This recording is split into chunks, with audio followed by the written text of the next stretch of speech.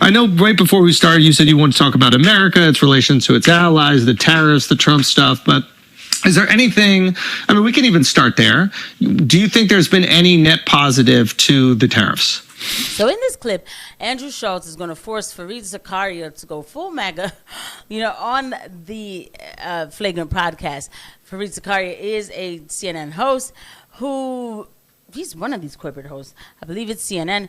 Fareed Zakaria always is about to break down some sort of negative answer to that question. Andrew Schulz will come back with a counter question. And this is good because, there are these people like Fareed Zakaria, CNN, MSNBC, these kind of people who constantly, because they just simply don't like Trump, all of the news that will come out will be against Trump, against Trump, against Trump. And this is why people aren't watching mainstream media. This has to stop. At least Fareed Zakaria had some courage to step into the Flagrant podcast with Andrew Schulz so that Andrew Schulz can grill him with some hard questions. Honestly, no. I know you're supposed to say on the one hand, on the other hand. You say whatever you want. I'll tell you, to me, the tragedy of this is one of the superpowers of America, the real superpowers, is that we have this group of countries that are our allies, that are friendly with us, that trade with us, that we've built this ecosystem. And so you can't just look at what we can do. What you have to really ask yourself, what can we do along with Europe, along with Japan, along with Australia, because they're all on board. They're all part of the American ecosystem. Yep. And if you look at the tariffs, the way Trump is doing them, they actually get slammed the most because they're being punished for trading with us closely. Because the ones that we have a lot of trade with are the ones that end up getting the worst. Even higher. Tariffs. I mean, crazily, the one country exempt from all the tariffs is Russia. But even if Trump had thrown Russia in, the truth is we don't do that much business with Russia. Maybe so that's it wouldn't make a big difference. But it's the Canadians who've linked their economy to ours for the last 30, 40 years that are getting slammed. It's the Mexicans who've reformed their economy to essentially make it almost like an integral part of the American supply chain. We don't make cars in America anymore. We make cars in North America. Right. We go, and the parts go back and forth 16 times, which is why the tariff rates are sometimes really high, because every time one part crosses a border, you got to pay that tariff. And it's the Europeans. So to me, that's the tragedy. It's we don't realize that's the unique thing about America. You know how many military alliances China has? Russia and North Korea. You know how many we have? 59. Yeah. Right. That's what makes us special. So help us understand this. Just like the average American, like myself, doesn't really know much about this. I keep hearing people saying, oh, these tariffs are devastating. They're bad for foreign relations. They're bad for foreign policy. Yet many of these countries that we are now imposing tariffs on tariff us. So why is it only bad for foreign relations when we are tariffing them? I think the average American looks at that and be like, well, tariffs can't be that bad for foreign relations if they're all tariffing us. That's a very good question that Andrew Schulz just raised to Fareed Zakaria. Fareed Zakaria also talks about, how many allies that we have and how many other countries have. But if you're focusing on America, you need to be focused on basically what we have. And I almost felt like he was feeling bad for other countries that they're not allied with many more people like we are. This is all a waste of absolute time. But that's a good question that Andrew asked.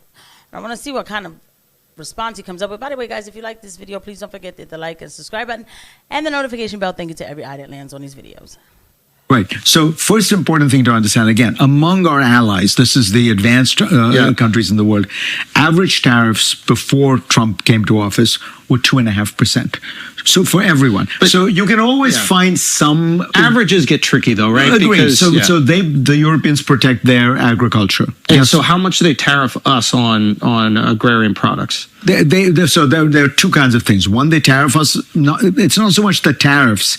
It's they don't import American They chicken. refuse to take our stuff because because they want to believe protect that our chicken is washed in chlorine. They think that's bad.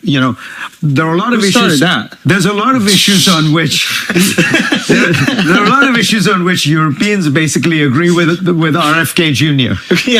Which is to say that we have too many chemicals in our food, things like that. So they might be right about that. Dude, I agree. I actually think they're right about it. One of the few areas where I totally agree with RFK Jr. is on all that stuff. He points out, if you look at on everything he says. a box of cereal in Europe has like 8 ingredients. The same box of cereal has 18 ingredients. Like, what are the 10 things that we're putting in that they ban?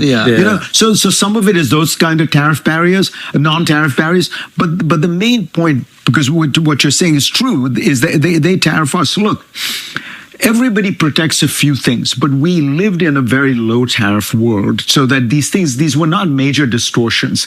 And you could have your pet peeve, like you wanted to protect some agriculture, we wanted to protect something. What we've done is we've gone from 2.5%, we're at 15% now. Mm-hmm. So that's like a 6-fold increase. Mm-hmm. And what that's going to do is make everyone else raise their tariffs more. So suddenly everybody... Why would it do that? Because they have to retaliate, right? Well, because their feeling is if you're blocking our goods, we're going to block your goods. That's actually not true necessarily. Look, I'm not going to lie to you. This second administration, the second term of Trump has had me, I say this, it had me question a lot of things. The people around him, everything else. So there's certain type of agendas that don't get talked about. And then next thing you know, well, we're gonna place a tariff on Canada because they're thinking about recognizing a Palestinian state, like that kind of stuff. So it's like, then I feel like, well, is this for us or is this for something else or whatever? So whatever. But to the point in general of what he just said about, they feel like they have to retaliate, that's actually not true. Because when I think Trump placed a tariff on China, yes, in his first term, and I do remember that very well because CNN always, they were screaming that Trump was going to get us into a war with China. And I was like, whoa. I was like, this is a bit much. And I used to pay attention to that kind of stuff back in the day. So they kind of had me scared. We never got in that war with China over that tariff. And actually, when you watch actual geopolitical analysts, they'll tell you that at that time, in the first term when Trump did that, the Chinese government actually respected him for it and said, okay, we understand. We see, like, we have been taken advantage. That's fine. So when they start with that whole, we're going to, they're going to retaliate, that's actually not necessarily true. That part, Fareed would never tell you. What if we say, no, you don't do that? You have access to our market, and our market is bigger, and therefore we have some leverage. Right, and so that is essentially like when what Trump is doing. Costco buys a bunch of stuff, they get a much lower price. So when we buy a bunch of stuff, we get a much lower price. Now, remember, the European Union, which on trade acts as one, have about as much power as we do in that sense. But we're their market is about as European big. Union every day. No, the trade stuff, they're pretty unified. So yeah, but we got England out of there, so we'll get we're going to break it down so we can advantage. I don't think England's doing great on its own. No, I tease, but so you're right. The two kind of players that can go mano a mano are the Chinese and the European Union, because they've got a bunch of leverage. But we'll always have a slightly higher. So you're right, they won't raise them to the level we do, but they'll raise them a certain amount. And all my point is, who suffers? The consumer, right? The American who goes to Walmart and now his food is more expensive, his clothes are more expensive. And by the way, that you don't give a shit whether this shirt costs you 20% more. But there are people who really do. But a person who lives on $35,000 a year. 1,000%. So walk me through this, because I'm not an economist, but the theory to me that I understand. Looks great today. Oh, thank you, dude. I appreciate that. I put on my wife's products. I was complimenting him so much that I forgot how handsome you were. Dude, thank you. I appreciate that. I was feeling left out. I would go along with that. Yeah. I mean, he's a good-looking guy, right? I fully disagree. So anyway, as you play out this America First thing, I understood the idea. We go to Middle America a lot for these shows, and I see there used to be manufacturing there, and there's not. And I actually empathize with what they thought Make America Great meant. A lot of them. I'm sure there were racist people, but I think a lot of them were like, yo, we used to have manufacturing. What was the point of adding that in? You know, what was the point of adding that in? I mean, like, so what? So they shouldn't work? Like, what does one have to do with the other? So you just had to make sure to say that middle America, you sure they were racist people. Why is that such a priority? I don't care.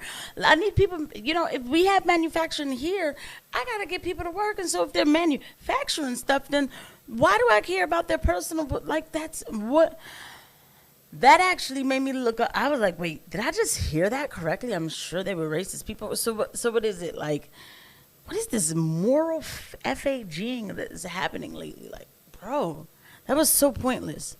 It's actually so disgusting. It's making me still think about. All right, let me move on from that. Let me just say this. Andrew Schulz asked a bunch of good questions. And another thing that Fareed said, that the European Union and China could have some leverage over us. I would just say China. The European Union is not going to hold any leverage towards America too hard because of NATO. That's a whole nother conversation because we pay more into that. And they don't want to piss off America when it comes to that. I'll see you guys at the next one. Bye.